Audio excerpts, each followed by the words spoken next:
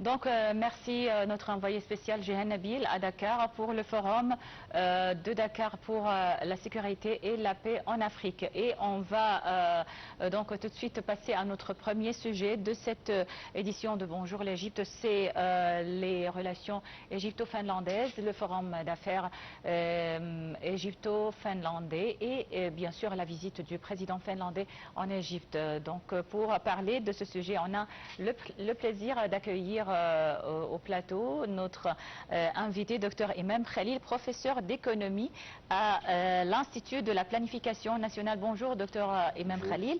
Alors, permettez-moi donc de regarder, on regarde ensemble ce reportage sur le forum des hommes d'affaires égypto-finlandais et on va tout de suite entamer notre discussion. Le forum des hommes d'affaires égypto-finlandais marque une étape importante dans le renforcement des relations économiques entre l'Égypte et la Finlande. Cet événement vise à transformer les relations bilatérales en un partenariat durable, fondé sur l'innovation, le développement durable et les intérêts économiques mutuels à long terme. Regardons le reportage et on revient pour notre discussion. Le président Abdel Fattah el-Sisi a reçu son homologue finlandais, Alexandre Stubb, dans le cadre d'une visite officielle marquée par une volonté commune de renforcer la relation bilatérale entre l'Égypte et la Finlande. La cérémonie d'accueil s'est déroulée avec les honneurs militaires, suivie d'un entretien entre les deux chefs d'État, puis de discussions élargies entre les délégations, confirmant l'importance politique et économique de cette rencontre. Les échanges ont porté principalement sur le renforcement de la coopération économique, notamment dans les secteurs des technologies, de la transformation numérique, des énergies renouvelables, de l'éducation et de la santé. Les deux parties ont également souligné la nécessité d'accroître les échanges commerciaux et les investissements croisés. Sur le plan régional, le président Al-Sisi a évoqué les principaux enjeux du Moyen-Orient, réaffirmant la position de l'Égypte en faveur de la stabilité régionale et de la désescalade des tensions. La question palestinienne a été au centre des discussions, avec un rappel du soutien au cessez-le-feu à Gaza et à la solution à deux États. En marge de la visite, un forum d'affaires égypto-finlandais a réuni investisseurs et responsables économiques des deux pays, visant à transformer les opportunités en projets concrets. Cette rencontre confirme la volonté du Caire et d'Helsinki de bâtir un partenariat plus solide, fondé sur l'innovation, l'investissement et la coopération bilatérale.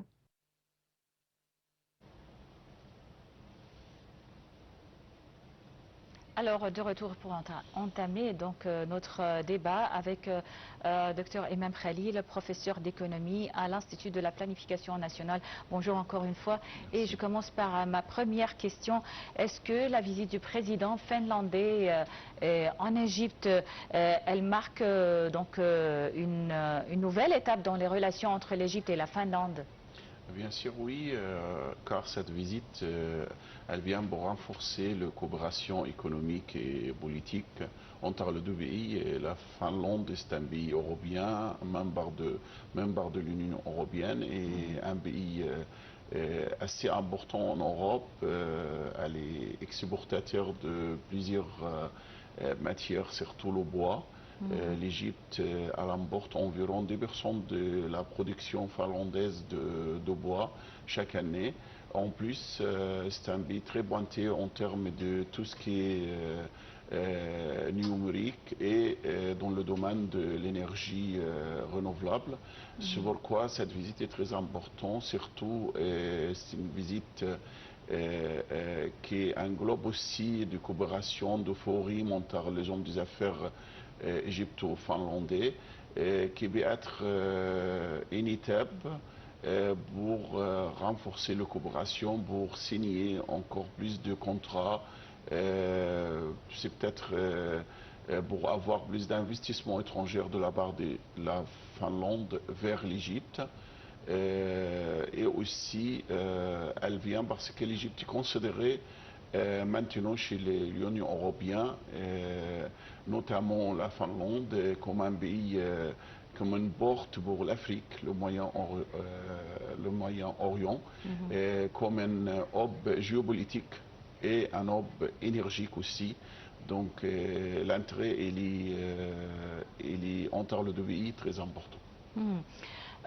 Vous avez dit donc avant de passer en direct que c'est pas la première visite donc d'un responsable, d'un président finlandais en Égypte. Est-ce que on peut dire que le président Abdel Fattah el-Sisi donc cherche de nouveaux partenariats, donc l'Égypte a de nouveaux partenaires.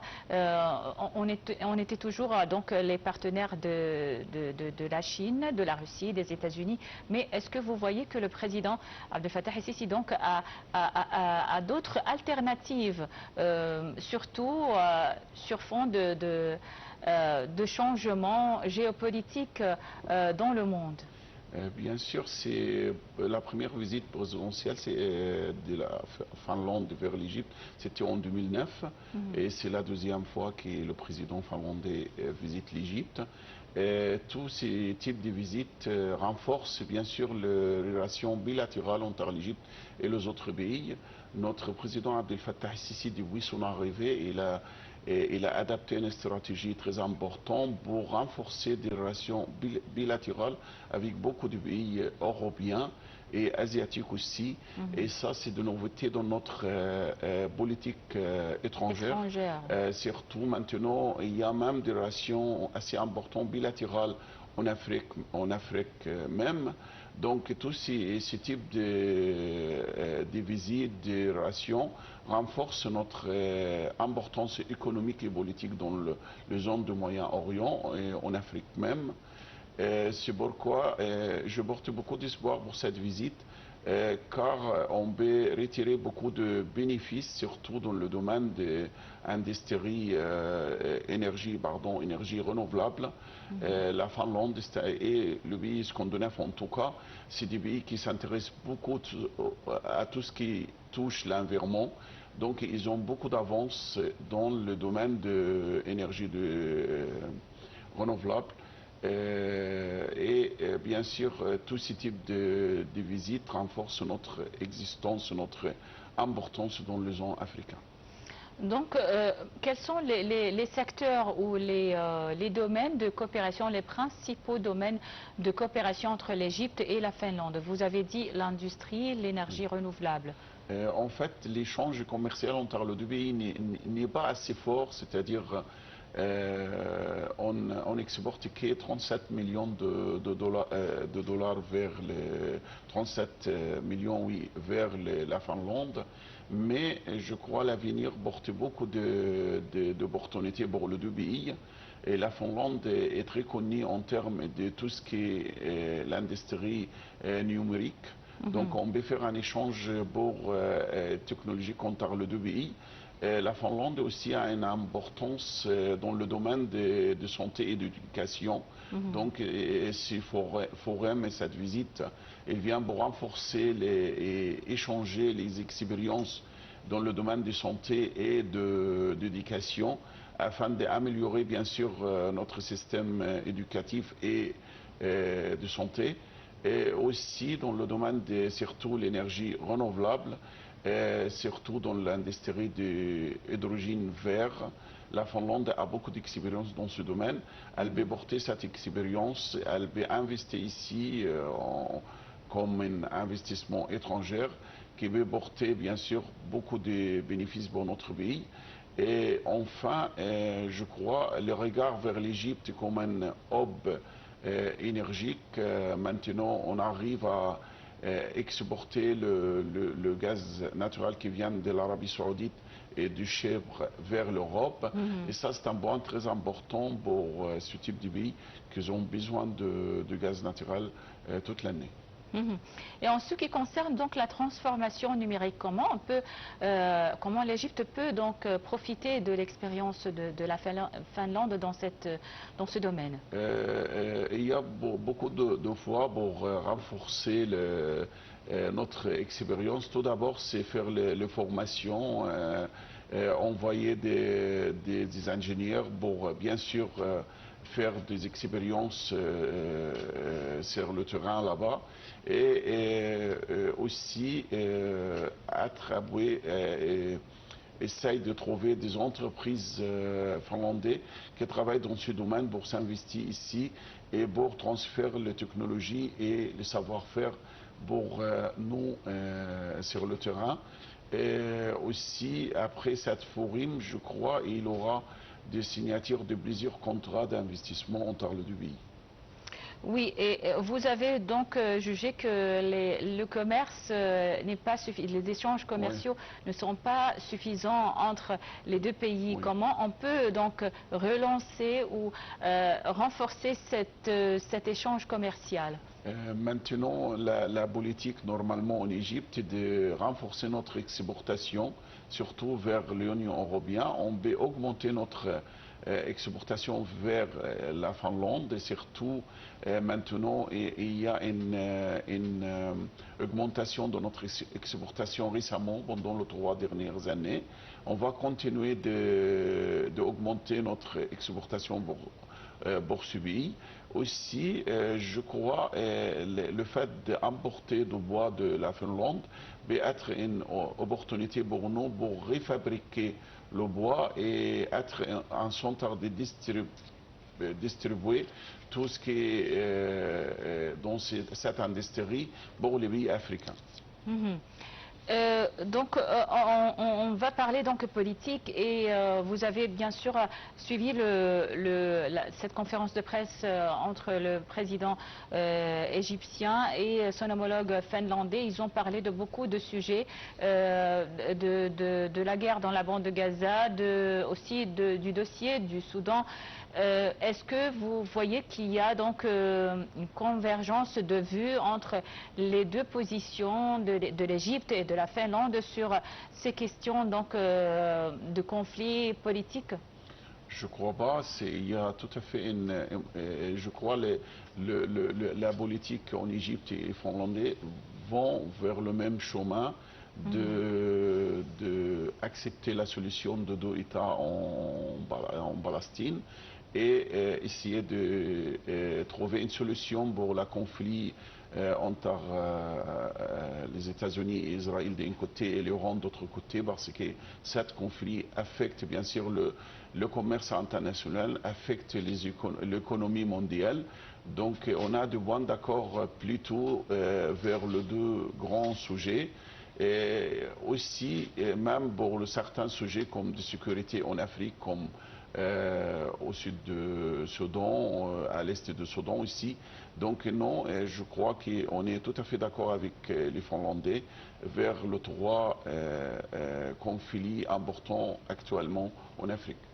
Et est-ce que ça aura aussi un impact sur la position de l'Union européenne, puisque la Finlande est déjà un membre de l'Union européenne? Bien sûr, c'est un membre important même. La Finlande aussi a une petite expérience avec les États-Unis, avec le nouveau type de politique de la part du président américain. Donc maintenant, on voit bien l'importance de l'Union européenne pour faire face pour certaines pratiques inacceptables de la part des ambitions de Donald Trump. Oui, exactement. Oui. Voilà. Si donc on parle de la coopération entre l'Égypte et l'Union européenne, est-ce que cette coopération économique, coopération commerciale entre l'Égypte et la Finlande peut-elle influencer, relancer la coopération entre l'Égypte et l'Union européenne? Déjà, l'Union européenne, je crois que ça vient de 2e partenaire pour l'Égypte en termes d'échanges commerciaux après la Chine. Et la Finlande est présente comme un membre de l'Union européenne. Donc, bien sûr, augmenter la coopération entre les 2 pays va renforcer encore notre échange commercial et économique avec les autres pays européens. Et aussi, je crois, on s'intéresse beaucoup maintenant vers l'exportation. C'est un domaine très important pour l'Égypte pour faire face à tout notre problème de balance commerciale. Et c'est pourquoi on essaie de trouver de faire des partenariats stratégiques pour faciliter les exportations de certains produits égyptiens Et bien sûr, enfin, ça rentre dans notre bénéfice économique. Oui, Voilà. docteur Emam Khalil, on va continuer donc notre débat, mais juste après avoir jeté un coup d'œil sur l'actualité en bref avec... Avec ma collègue Ilham Hussein, à vous Ilham. Merci Chérif. Donc on continue avec notre débat donc avec Dr Emam Khalil, professeur d'économie à l'Institut de la planification nationale. On a parlé donc des relations entre l'Égypte et la Finlande, de la visite du président finlandais en Égypte. Et on était donc en train de parler de la position ou du rôle de la Finlande en tant que membre dans l'Union européenne. Donc en cette période de critique, je pense, de la politique mondiale. Bien sûr, en fait, c'est la Finlande, la position géographique de la Finlande de faire de ce pays un pays important pour l'Union européenne, car ce pays est voisin de la Russie. Et en même temps, il y a certaines ambitions de la part des États-Unis envers ce pays. Je crois que c'était un des premiers pays européens qui prend en position contre cette ambition américaine. Et elle était le base de trouver des autres pays qui rejoignent les Finlandes, comme par exemple l'Espagne, comme le Danemark et tout ça, pour prendre de nouveau, pour la première fois dans l'histoire moderne, de position qui n'est pas dans le même sens avec les États-Unis. Et pour moi, c'est un changement de politique internationale et un changement dans la politique même de l'Union européenne qui était commencé par la Finlande. Donc, malgré elle n'est pas un grand comme un pays en termes de surface, mais elle est importante comme un pays de décision dans l'Union européenne. Oui, on revient donc à l'économie et est-ce que vous voyez que la politique économique donc, déployée par l'Égypte ces dernières années, par le président Abdel Fattah el-Sisi, elle contribue donc à renforcer la stabilité et donc à attirer d'investissements en Égypte, surtout des investissements européens, puisque on s'est dirigé donc vers l'Europe, vers l'Asie et donc outre nos partenaires principaux, la Russie, la Chine, les États-Unis.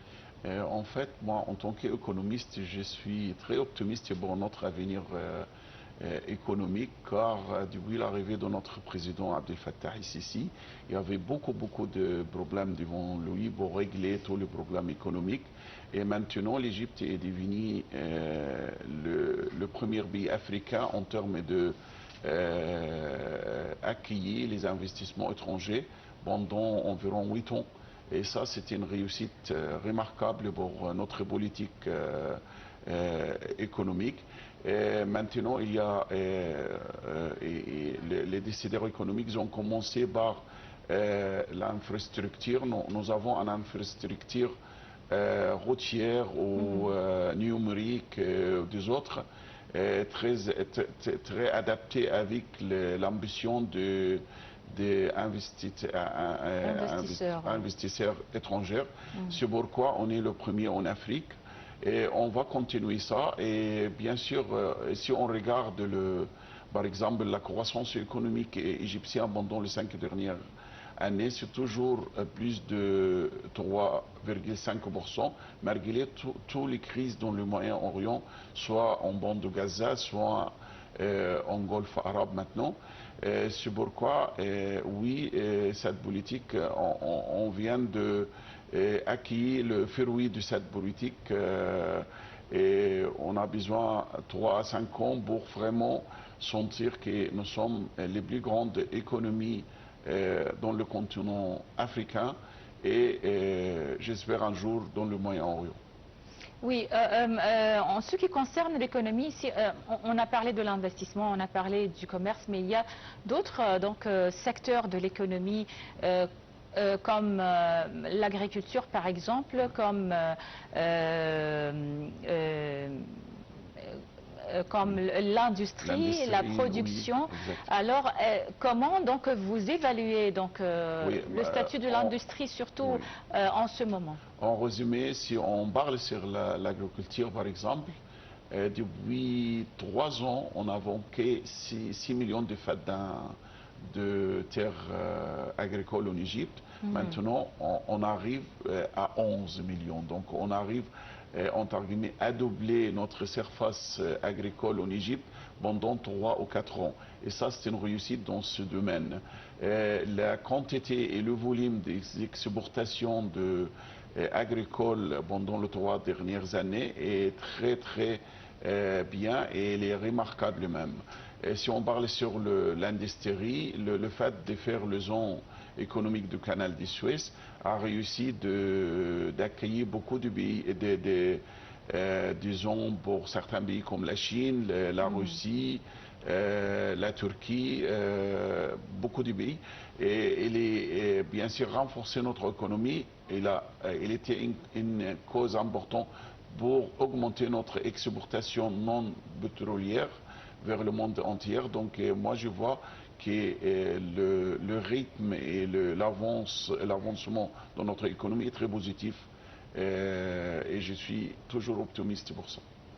Oui, et concernant la guerre au Moyen-Orient, la guerre entre les États-Unis et l'Iran, le problème donc du détroit d'Ormuz et tout cela, donc il y a des pays comme la Russie par exemple qui ont profité sur le plan économique de cette fermeture du détroit d'Ormuz et de l'arrêt de l'exportation, de l'importation du gaz et du pétrole. L'Égypte, est-ce qu'elle peut profiter ou tirer profit donc de cette situation? Écoutez, si on parle sur le profit de ce conflit, par exemple, il y a certains pays qui gagnaient économiquement, comme la Russie et la Chine, avec l'augmentation de prix des barils de pétrole. Donc, et surtout la Russie avec les exportations de l'arme vers l'Iran. Mais je peux dire que l'Égypte, même avec ce conflit, elle a réussi à faire 2 choses. Tout d'abord, elle a fait de politique économique adaptée avec la situation pour faire face à cette crise énergique surtout. Et on arrive avec la diversité économique actuelle de notre économie à diminuer les effets négatifs sur l'économie égyptienne. Mais je vois un côté positif pour notre pays, que l'Égypte, devant tous les pays maintenant, est devenu le mot-clé dans le Moyen-Orient et l'Afrique. Et les pays les plus importants dans les zones africaines et arabes, c'est le pays qui conduit les négociations entre les 2 côtés pour trouver une solution pour arrêter ce conflit. Donc c'est ça le regard positif vers l'Égypte et du monde entier. Pour moi, c'est le grand gain pour notre pays. Voilà. Oui. Donc ma dernière question, ça sera sur le forum d'affaires pour clôturer donc ce sujet, le forum d'affaires égypto-finlandais. Et quelles sont vos prévisions donc pour l'avenir de la coopération la coopération économique entre l'Égypte et la Finlande, surtout dans les domaines des énergies renouvelables et de la transition écologique? On attend après la fin de cette visite d'avoir des signatures de contrats entre les 2 pays, d'avoir plus d'investissements vers notre pays, plus d'échanges technologiques, surtout dans le domaine des énergies renouvelables, surtout dans l'hydrogène vert, parce que l'Égypte maintenant est le leadership de cette industrie dans le monde arabe et l'Afrique. Et je crois avec la coopération avec un pays comme la Finlande, on peut encore faire plus de réussite dans ce domaine. Alors, Dr Imam Khalil, professeur d'économie à l'Institut de la planification nationale, merci beaucoup d'avoir accepté notre invitation. Vous êtes toujours le bienvenu à Nile TV International et passez une excellente journée. Donc, on enchaîne donc avec ce reportage sur l'économie mondiale est longtemps conçue comme un moyen de s'approprier des richesses. La guerre ne peut être totalement dissociée de l'économie. Elle agit comme un choc d'offres négatifs majeurs, entraînant une inflation forte, une hausse durable des prix, surtout de l'énergie et des matières premières, et la destruction d'infrastructures, ce qui ralentit la croissance mondiale. Regardons donc ce reportage sur l'impact de la guerre sur les économies mondiales.